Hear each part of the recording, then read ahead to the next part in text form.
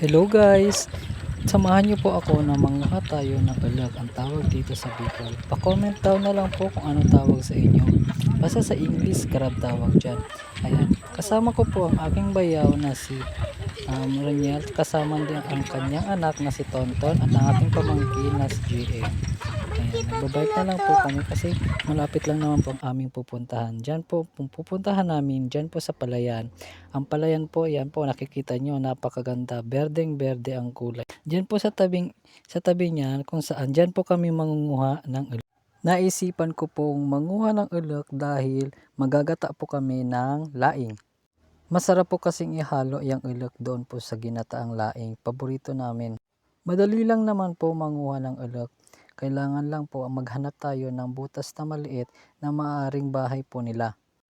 Ayan, sa pagkakataon nga po yan, may nakita na nga po akong isa at akin pong susubukan kung meron siyang laman. Ganun din ba sa probinsya nyo? Meron din bang mga ganyan doon sa malapit sa palayan? Naalala ko tuloy nung bata pa ako, sinasama ko ng tatay ko na pumunta doon sa aming palayan, malayo siya dito sa barangay. Tapos po, palaging ang ginagawa ko ay naghahanap po ako ng mga ganyan ilok po doon. Tapos, ang ginagawa ko po pag uwi dito ng bahay, ay ginagawa po naming tinuktok, kumbaga, tawag dito sa amin. At yan din ang isa sa mga delicacies ng mga taga Bicol. At mama ko ang paborito kong masarap magluto ng tinuktok.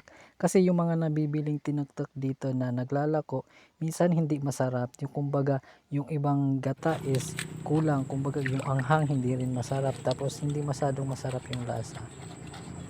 Ayan na nga po, kadesidido ko manghuli ng ulok. Ayan, gigamit lang po ang stick, tinutusok po dun sa bandang gilid or sa bandang baba para po mahatak or kaya mapush yung ulok papunta paangat dun po sa kanilang tinitirhan, para hindi naman po kung ipapasok po yung kamay ay baka po may posibilidad na maipit yung kamay. Ayan po, may una na tayong nakuha, babae po yung ulok na yan. Actually, hindi na po talaga siya lumalaki. Hanggang ganyan na lang po talaga ang kanyang laki. Kumbaga sagad na yung laki niyan. Kasi po iba po yung breed niya. Kasi sa ibang mga kagaya ng mga ayama doon sa mga nakikita natin sa video na lumalaki. Pero dyan po sa sa palayan, ganyan na lang po siya kalalaki.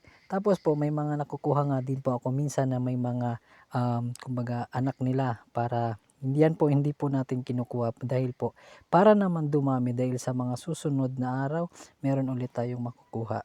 Actually, hindi naman po araw-araw ako nangunguha ng ganyan. Ngayon ko lang po naisipan sa sobrang tagal na din, kasi po parang nag-crave ako. Ayan.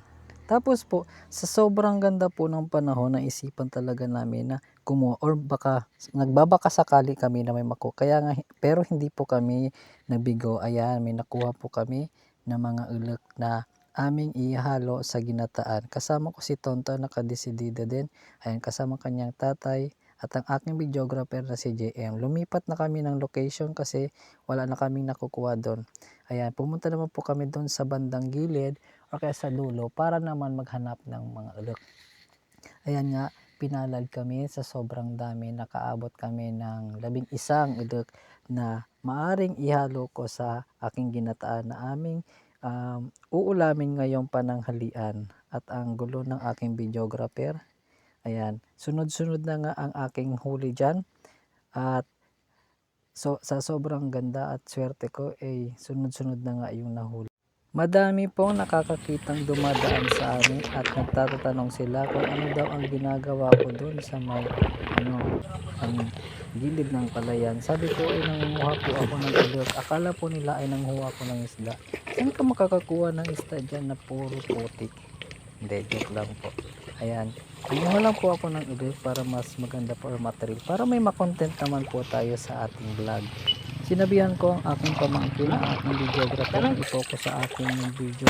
At ayun nga po, natapos na akong manghuli at naghugas na rin ako ng baraso at kamay. Maraming salamat po sa panonood.